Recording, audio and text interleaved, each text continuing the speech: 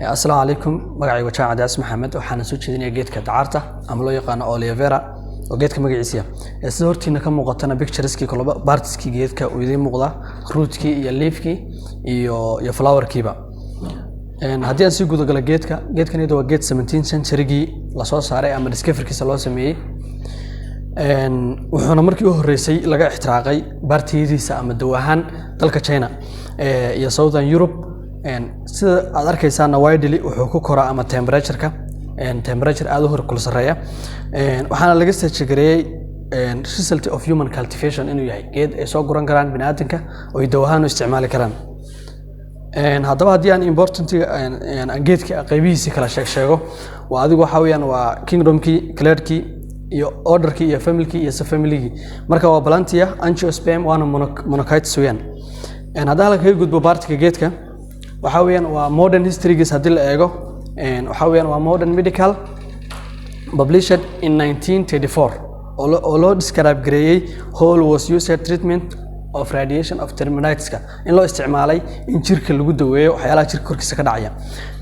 many papers published book in 20th century waxyaalaha fara badan oo imika waxa jira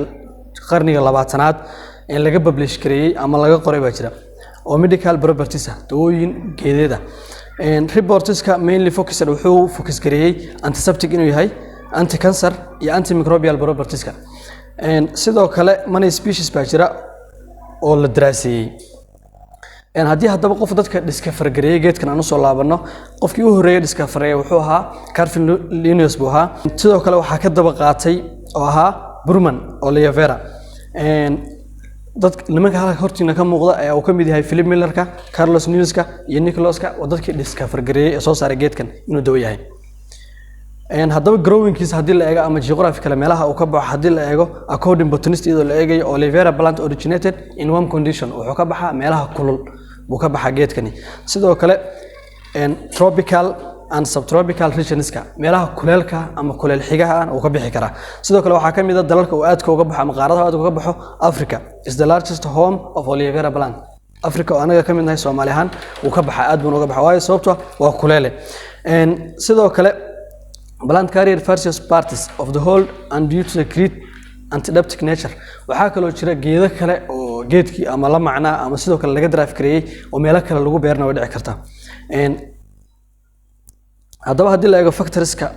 uu ku baxo ama mataqana ama saameeya waxa kamid ah climate-ka oo cimilada aloe vera grow warm tropical saharo soo sheegaba wuxuu ka baxaa meelaha kulul cannot survive kuma noolaan karo ama kama bixi karo freeze temperature-ka meelaha qabow oo temperature-ka aad ku qabow yahay it has seen wing buu kiraado warm humid or dry climate meelaha ama kulul ee qoyan ama qalalan buu ka bixi karaa however buu kiraado introduce extreme cool conditionska inkastoo mataqana ay ku adag tahay ama ay ku sii adkaanayso inuu ka baxo meelaha aadka u qabow marka haddii aan soo gudbo geedkan waxa weeyaan soil locateska ama with lower natural rainfall-ka 50 to 30 minimum ka bixi karaa it need protect frost and low winter sidoo kalena wuxuu aad u sii baahneen winterka ama temperature-ka hoose soil-ka haddaba uu ka baxay ciidka oo aadka uga baxay uu ku wanaagsan yahay waxa la yiraahdaa badan horta wuxuu ka baxay ciidanaha sandy soil-ka uu ka baxa oo aad uga baxa laakiin adna pH-ki bay ku sii xiran tahay ciidda ugu wanaagsan ee uu ka baxana waxa weeyaan waa sandy loamy soil is the best suited for it sandy loamy soil-ka uu aad uga baxay ugu wanaagsan yahay haddaba biochemical-ka ama biochemistry-ga waxyaalaha ka kooban yahay hadii la eego plant contain at least antiseptic buu ka kooban yahay agentiga oo sida mataqaana lubeolka salicylic acid-ka urea-ga nitrogen-ka buu ka kooban yahay sidoo kale it contains 200 over wax ka sii badan oo ingredient uu ka kooban yahay it seems buu ku raadey effect of 1000 biomedical action in the body wuxuu jirkana ka qabtaa waxyaalo fara badan oo function oo dawahaana uu jirka uga qabto